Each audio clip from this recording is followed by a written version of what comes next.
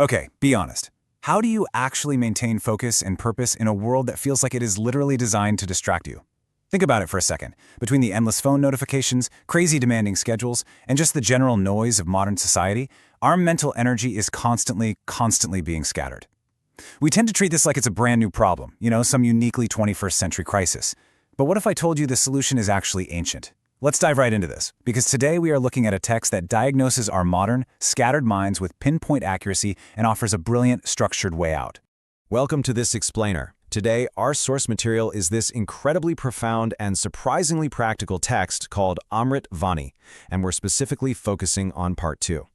Now, you might hear the title and think, oh great, just some dusty, ancient philosophy, but it's actually the ultimate ancient blueprint for modern problem solving. Truly, this isn't just theory. It's a hardcore life optimization manual. It gives us a step-by-step framework to stop wasting our potential, clear out all that mental pollution, and totally master our daily habits. So how exactly are we going to do that? Here's our path for today. First, purifying the mind through Swadhyaya. Second, mastering the 4 pillars of restraint. Third, the power of service and spreading knowledge. And finally, we'll build your new daily routine. All right, let's jump straight into part 1. Purifying your mind through Swadhyaya. So the text introduces us to this really powerful concept called Swadhyaya, which translates to the regular self-study of great thoughts in literature. And the source makes this absolutely brilliant analogy here. It points out that you take a shower or a bath every single day to clean your physical body of dirt, right? Well, we desperately need a daily process to cleanse our minds of pollution too. And by pollution, the text means all those cynical, low-level, or just downright negative thoughts we absorb just by walking around in our modern environment. The natural tendency of our world is to pull us downward into petty desires and bad habits. Swadhyaya is literally that daily mental bath that washes all of that away. The original text frames the solution so beautifully. It says that to elevate ourselves, we need the company of great people. But let's be real here, you can't exactly just walk out your front door and grab a coffee with the greatest scientists or thinkers or philosophers in history. So how do we keep their company? We do it through their books. The text explicitly states that reading the words of great individuals allows us to constantly engage in a direct dialogue with them. It's essentially a way to keep ourselves anchored to the path of greatness, even when the immediate physical world around us is totally chaotic. Moving right along to part 2, the 4 pillars of restraint. Once your mind is clean, you have to keep that energy from leaking out, and the source breaks this down into 4 highly specific areas where we must practice Sanyam, or restraint. Now, don't think of this as punishing yourself. Actually, think of it more like plugging the holes in a leaky bucket so you can finally achieve real concentration and success. The 4 pillars are: first, Indriya, which is restraint of our physical senses and desires. Second, Mano, restraint of the mind itself. Third, Samaya, restraint of our time. And fourth, Artha, restraint of our wealth or resources. It's simple. If you're slacking in any of these 4 areas, your energy scatters, and true greatness is just impossible. If we look closely at the original Odia text, it methodically breaks down exactly how we waste our human potential. It explicitly warns that living an unstructured life, where you just follow whatever random whim or desire pops into your head, completely destroys your power. And bringing these ancient Odia words into our modern context just proves that human nature hasn't changed one bit. I mean, we still struggle endlessly with wasting time, mismanaging our money, and letting our immediate senses dictate our actions, don't we? The absolutely crucial takeaway here is this stark contrast the text draws between a distracted life and a restrained one. On one hand, a scattered mind guarantees wasted time, wasted wealth, and ultimately failure to reach your potential.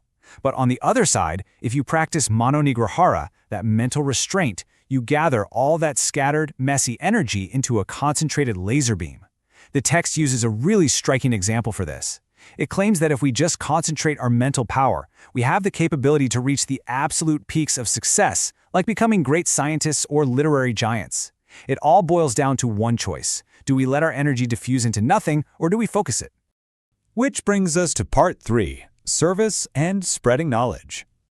At this point, the source introduces a truly beautiful concept called Gyan Yagya, which roughly translates to the spreading or sharing of knowledge.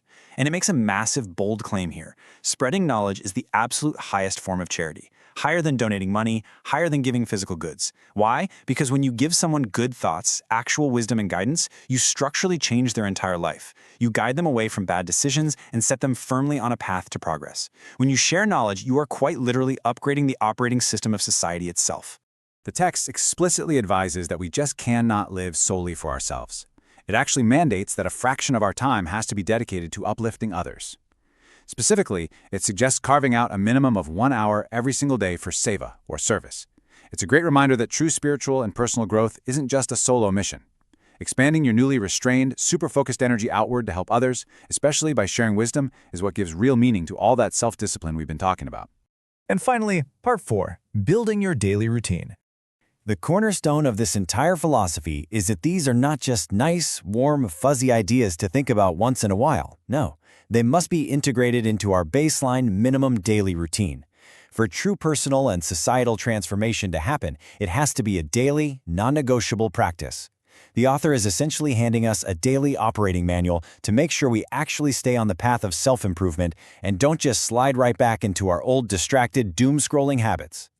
So, let's frame this as a highly actionable, modern checklist. If you want to put Amrut Vani into practice today, here is your daily routine. Number 1, Sadhana, grounding yourself through spiritual or focused practice.